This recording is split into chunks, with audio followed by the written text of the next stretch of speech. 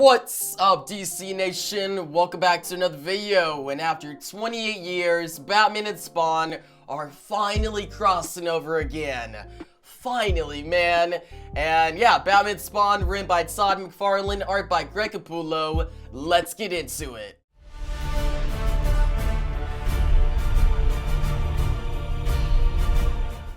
The issue begins with a focus on the nights of June 26th. Spawn is trying to retrieve his wife's soul, his wife being Wanda. A voice told Spawn that there's a monster called the Black Beast that has the power to retrieve Wanda's soul. The Black Beast is the Dark Knight. Spawn is hunting the Batman. We switch to Bruce. Alfred is checking on him. It's the day his parents died.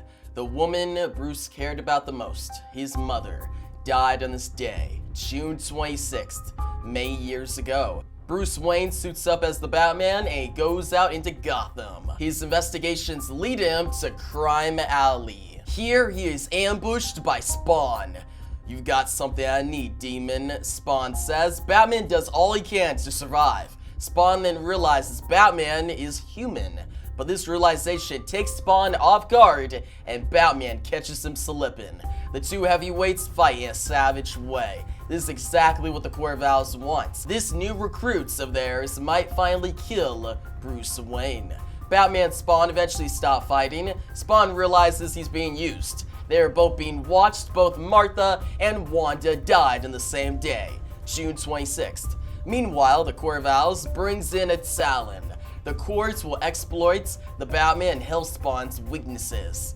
Batman dies tonight, and with him, his soul. They say the Court of Owls want to use the death of Batman as a way to access the cosmos. Or what I'm thinking, the dark multiverse. At the Batcave, Spawn asks, "Your army includes a butler?" Batman replies, "I trust him with my life."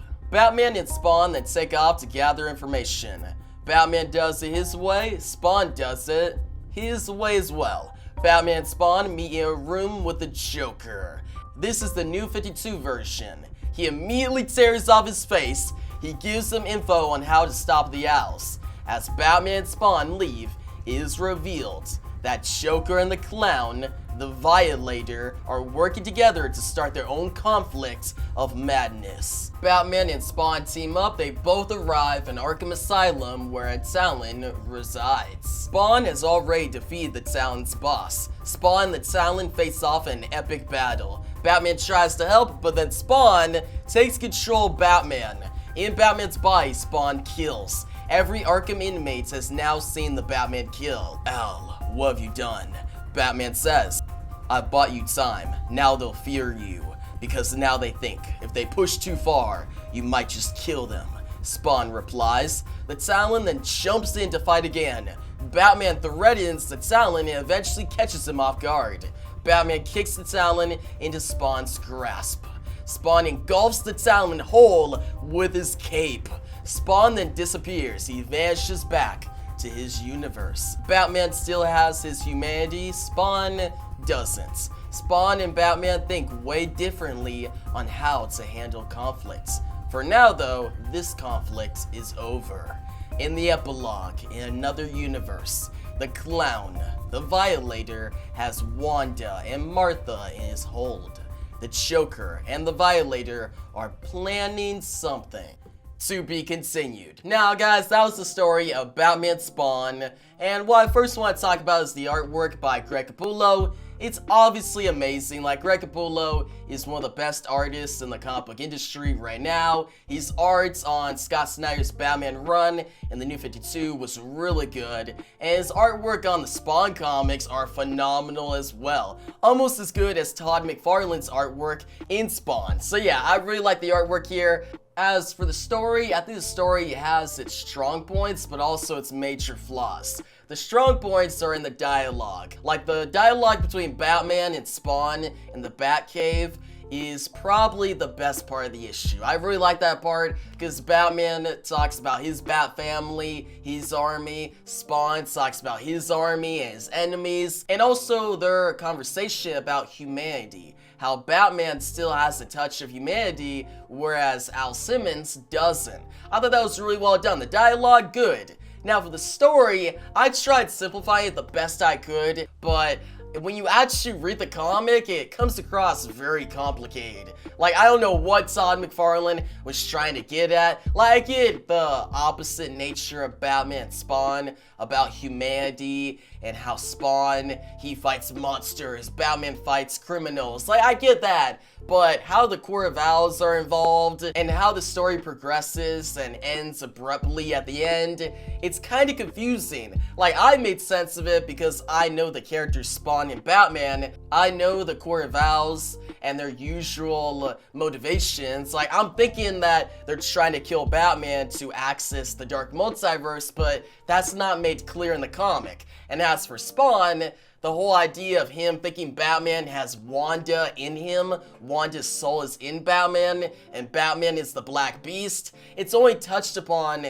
in the very start of the issue, but the writing doesn't go in depth. It feels like we're looking at the story from like a surface level, but not going deeper. And the story itself has some good ideas, but Todd McFarlane doesn't go in depth. If you went more in depth, I feel like this story could have been a masterpiece. Like, you have masterful artwork, but the story is just not there. It's almost there, it has the potential, but for now, it's kind of lacking. Now, that gets my next point, the setup for future stories. It seems like this issue set up a lot of future stories, especially getting mentions of the Violator, Joker, Gunslinger Spawn, the Bat Family, and especially at the end of the issue where we see the Violator has Martha and Wanda, and he's going to work with the Joker. Like, for sure we're going to get another Batman Spawn comic where they fight against the Joker and the Violator, and I hope that's good. Like, that has the potential to be awesome.